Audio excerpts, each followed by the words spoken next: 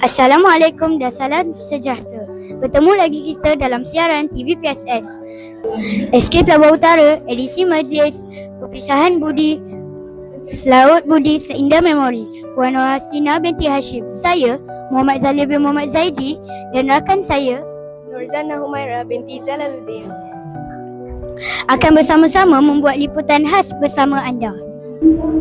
Mari kita saksikan saat-saat majlis perpisahan penuh makna yang dirakamkan oleh Lensa TV PSS. Jom semua.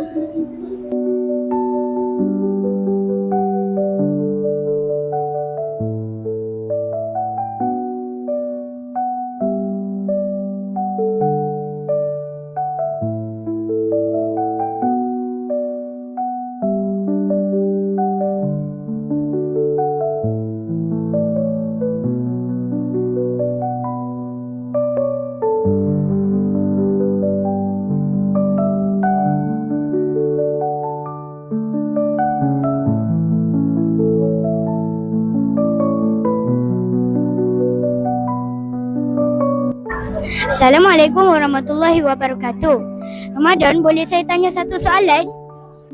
Apakah perasaan Ramadan ketika dapat mengetahui Ustazah Haslina ingin bertukar tempat kerja? Perasaan saya berasa sangat sedih. Saya berasa sangat sedih kerana Ustazah Haslina sangat tegas, selalu mendidik saya dan banyak mengajarkan saya tentang benda-benda baru. Terima kasih. Okey, terima kasih.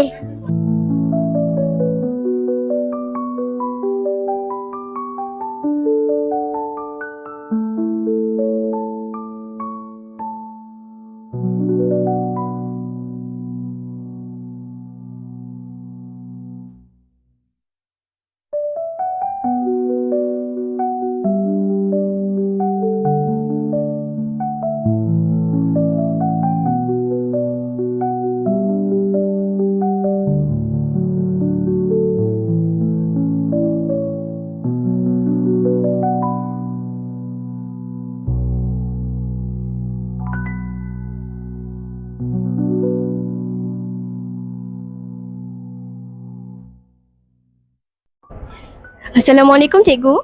Waalaikumsalam.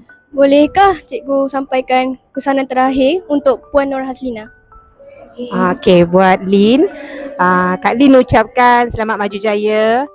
Teruskan melangkah, terbang lebih tinggi lagi, dan jangan lupakan kami di sini.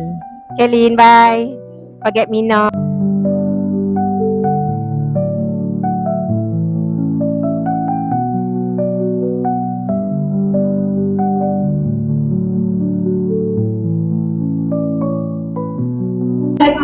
Assalamualaikum cikgu.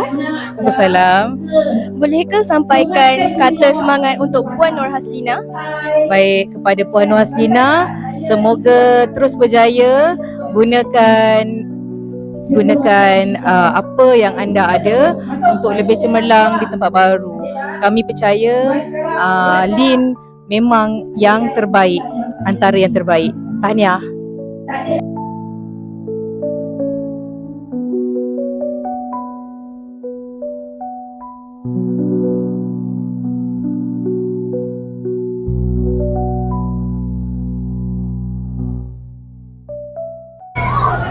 Assalamualaikum cikgu.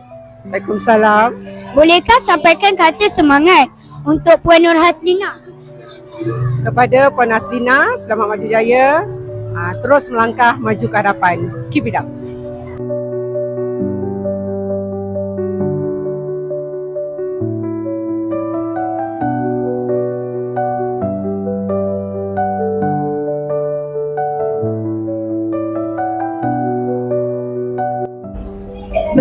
Tahniah dan selamat maju jaya kepada Puan Nur Haslina binti Hashim di tempat baru.